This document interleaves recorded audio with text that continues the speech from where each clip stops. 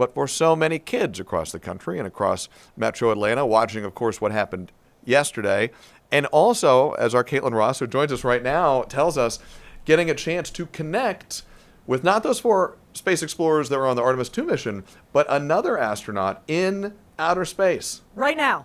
In outer space, currently right now. orbiting, I think, the International Space Station orbits, right? It orbits Earth. Yes. They're out. This is why those folks are on the rocket Right. ship, and I'm down here talking about it. Yeah, they're the aerospace engineers. We're the reporters. We're the yappers here. At least I am. Caitlin's a pro. But, we spent so much time, Caitlin, talking about just the inspiring power of getting to see NASA, getting to see these missions take place for anybody, but especially kids. And with this kind of on the way, happening later in the day, yesterday a group of kids got to talk to an astronaut.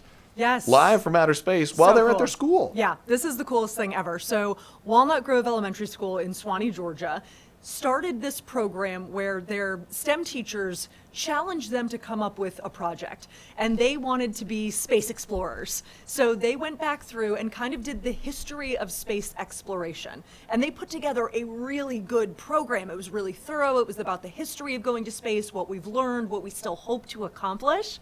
And they were chosen by this really exclusive grant to get the chance to talk to an astronaut. Check it out.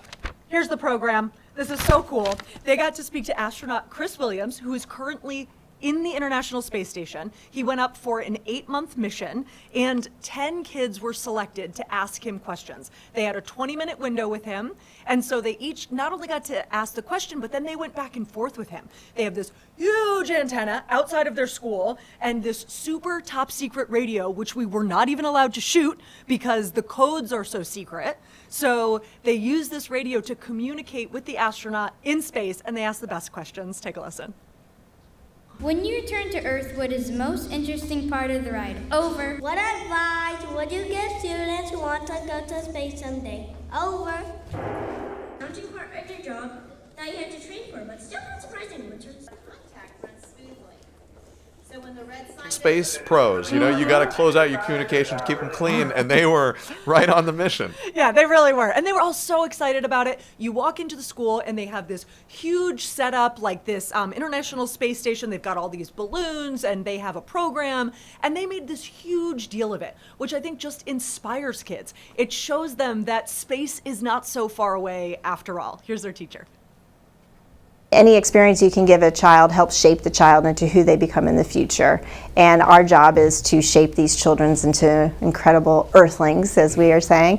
But I think that having this experience, not just for the children who got to ask the questions, but for the entire school, sparks that curiosity and that problem solving and just the excitement of science. The way that they experience life without any gravity, they can just float around whenever they want, and I feel like that's really cool.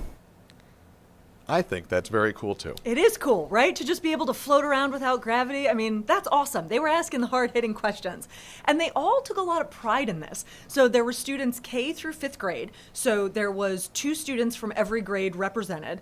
And they all had their chance at the mic. So they really thought through what they wanted to say, what they wanted to get answers to. And I just think this astronaut, Chris Williams, was so cool. He really engaged with them in such an authentic way and took the time to respond to each and every one of their questions. So if you're talking about kids who are inspired to get into space when they get older, what a cool experience. I mean, this is awesome. Incredible. And it's such a generational thing too, right? When you talk to folks who are involved. Yesterday we talked to a man who owns a small high precision machining company in Griffin, and a couple of their parts were component parts on the Artemis 2 mission. And the reason I bring that up is because he said when he was a little kid growing up and being in the era of the Apollo missions and having this space exploration in the zeitgeist, it inspired him and his brother. They went to space camp. His brother joined the Air Force and served. Now he does this. It inspired that next generation. And when you see this happening, not only is it inspiring for the kids who get to ask these questions, but you've got to imagine the astronaut out there. He's thinking, I was one of these kids not so many years ago. Right. And now here I am at the International Space Station. Yeah, there's just so much wonder with space travel, and there's so much excitement. I was reading on Threads the other day, this woman whose dad does, he's like an airplane mechanic, and he worked on the airplane that got the astronauts to the space station. And I just thought that was so cool that that's something her family's really proud of, that you had in some way something to do with that space mission. And I think that's what we all think, right? You know, space feels so far away, and anything you can do to bring it down to Earth and make it feel more real is so cool. And kids are such good, I mean, they're good questioners about this kind of, they are, they're good about it. And they're good because there's not a hint of cynicism about it. There is not the geopolitics of it. There isn't the too cool to ask the question about, man, wouldn't it be neat to float around in zero gravity? Because who's going to dispute that statement? I mean, that's a fact. That is neat. Getting to see that wonder, that unvarnished wonder. What a gift. And for those teachers, too, who you know worked certainly so hard to get them to this position. Yeah, the teachers were so proud. I thought that STEM teacher was really cool because she's like, there could not be a teacher that is prouder today than I am of these kids. They came up with the idea of this project. They executed the project. They went after this grant and they got it. And then the payoff is so cool. Like, this isn't a rubber wristband. This is the opportunity to speak with an actual astronaut at the International Space Station. And so I thought that was really cool. I think for every kid in the audience, even if you weren't selected to ask a question, you're still hearing that live transmission. You're still having that experience of speaking with the astronaut. And they got to hear all the cool behind the scenes stuff, like, what do you snack on? How do you work out? Like, all of these questions that are just, all of us are interested in them. And you know who else is interested? NASA is interested in this stuff. The astronauts are interested in this stuff because it turns out, what do you eat? Yeah, How do you stay healthy? Nothing with crumbs. You have to have specially made food that doesn't have crumbs because you can't have crumbs just floating around on the space station. And you know what? You probably needed some scientists to sit around and somebody ask the question, hey, gang, what are we going to eat up there? Yeah. Right? I mean, you know the cliche, hey, there are no stupid questions. But, like, certainly are not. Part of the reason, the big reason that Artemis 2 is happening, the Artemis rocket has been tested already in Artemis 1.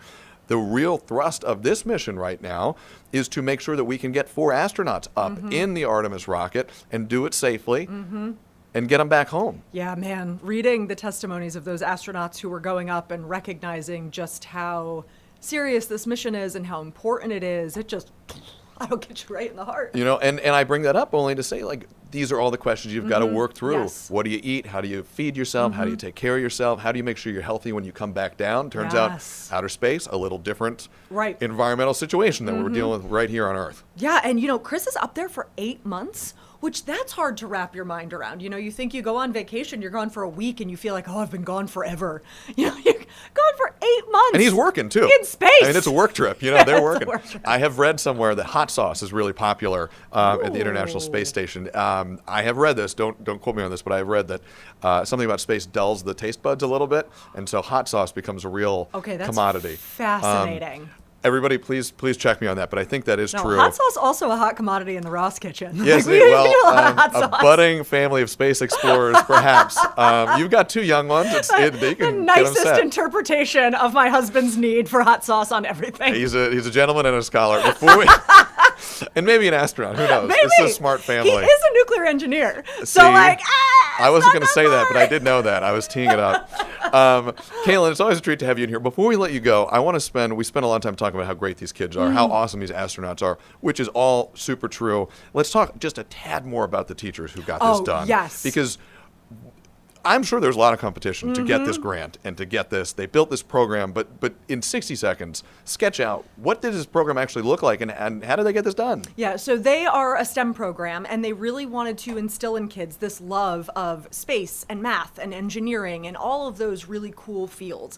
And so they left it up to the kids, which I think speaks so highly of them as educators.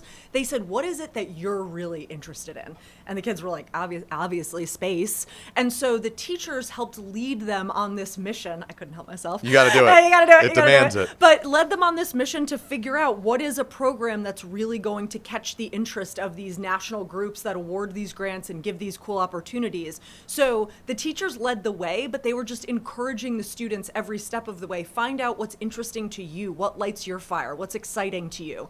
And they encouraged the kids every step of the way. And so to get this payoff on the back end, I mean, you could just hear the pride in the teacher's voice. This was so exciting. And what payoff for the kids, too. You Yes. know, I mean, how many homework assignments, how many things did a teacher tell you in elementary school? And you say, hey, we're going to do this thing down the line, maybe. And you go, they talk to an astronaut in outer An space. actual astronaut in outer space. So cool. When you're a fifth grader or fourth grader or third grader, second, first grade, there's not a lot cooler than that. And even if you weren't one of the kids who got to ask a question, Right.